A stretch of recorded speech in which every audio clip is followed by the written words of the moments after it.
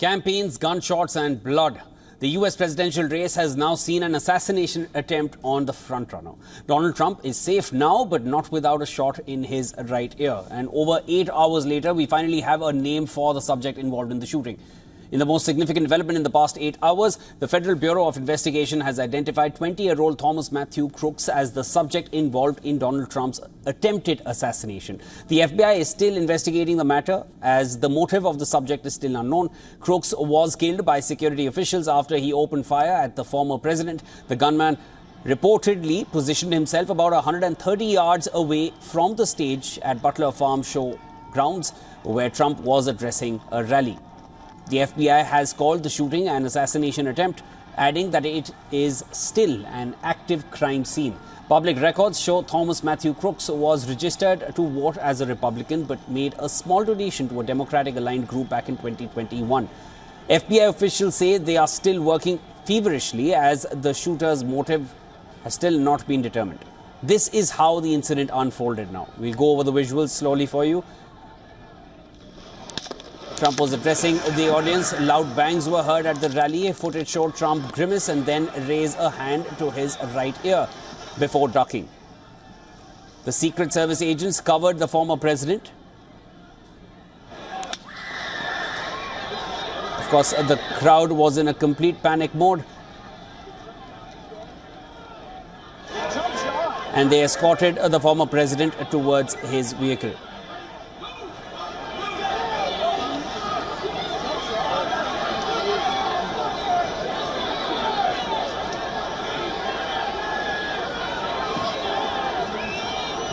Now, a video surfacing on social media shows a Secret Service sniper allegedly firing on the shooter. Take a look at this visual.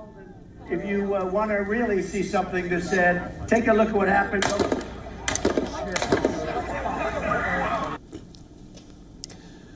Earlier, the Secret Service said Trump is safe and that measures for his protection have been implemented.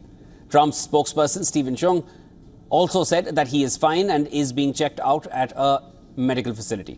The Secret Service confirmed that the shooter was neutralized by them, but there is speculation on whether he died from a self-inflicted gunshot wound or was shot by someone else during the incident. An attendee was also killed during the incident.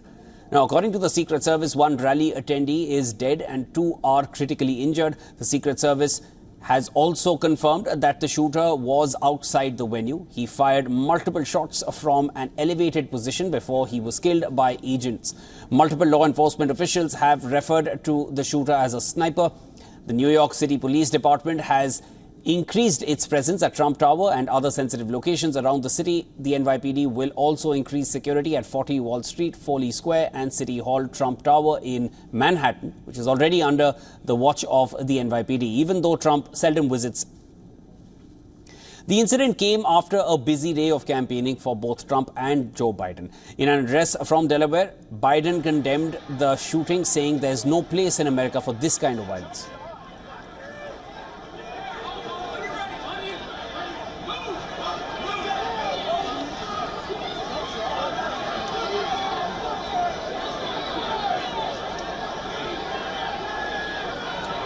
Now, Trump mentioned on his social media platform that he knew immediately that something was wrong. He said he heard a whizzing sound, shots, and immediately felt the bullet ripping through the skin. Trump said he was shot and hit by a bullet in the upper part of his right ear, adding that it is incredible that such an act can take place in the US.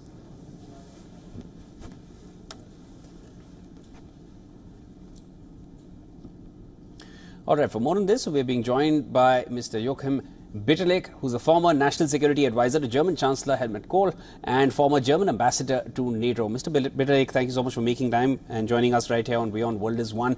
Now, as someone who understands security protocols rather well, how do you think a person armed with a semi-automatic rifle could evade US Secret Service agents, climb onto the roof of a building barely 140, 150 meters from where the former president was, giving him a clear view of his target?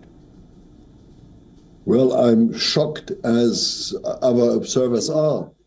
And it's astonishing that this man had the possibility to post himself near, let's say, the podium of Trump. Therefore, the security services should have looked at what I call roofs all around the buildings, and investigation will show whether there have been certain missings of it. But at the same time, for European, the shocking side is that we in Europe, we have difficulties to understand this liberal American legislation to bear arms, defended by the party of Donald Trump even. The Americans have lost presidents through assassinations. Why the Americans are not reducing these possibilities? And this is for us, it's difficult to understand for us. But on the other hand, well, it's a former president, it's a president in campaign who has perhaps other means of security than a president who is in exercise of his office, yes. But on the other hand, well, please, let's wait for the investigation to see whether there have been missings in the protection of Donald Trump. But it's shocking to condemn severely. I get your point. Mr. Bitterlich, now, of course, there have been eyewitness accounts, and there is footage, of course, also of people who are on record saying that they saw a man with a rifle taking position on a nearby roof. And, of course, the person who saw it, the eyewitness, even tried to alert the security. Of course, the assassination... Even less understandable under these circumstances. But people saw the man on the roof. Warned the security. Mr. Bitterlich, just let me complete it here. I wanted to just get your opinion on this. Now, as a former national security expert, what are some of the first thoughts that came to your mind hearing this, and of course, hearing those eyewitness accounts as well? And would you consider the possibility of any kind of foul play or compromise in security at this point? Not a compromise, but just a missing side of security. It's true, it's a former president, it's not the president in exercise, therefore there is less security on it.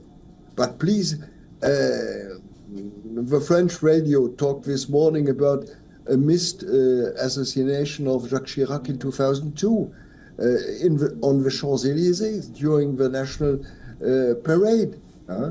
It's always possible, something like this, because security are reacting towards circumstances, towards the place, towards, let's say, perhaps speeches the day before that have, let's say, where we have to reinforce security. It depends on circumstances. And in my mind, security services did not expect any attempt during this rally. And perhaps therefore they have not been looking, let's say, at all, let's say, the possibilities on the roofs, etc. Perhaps therefore a certain missing. Because security depends on circumstances, depends on the place, depends on date, depends on, let's say, the environment of speeches, the environment of the circumstances of a meeting even. It is a meeting in a contested area. Is it a meeting in a not contested area where we have only, let's say, fans around you?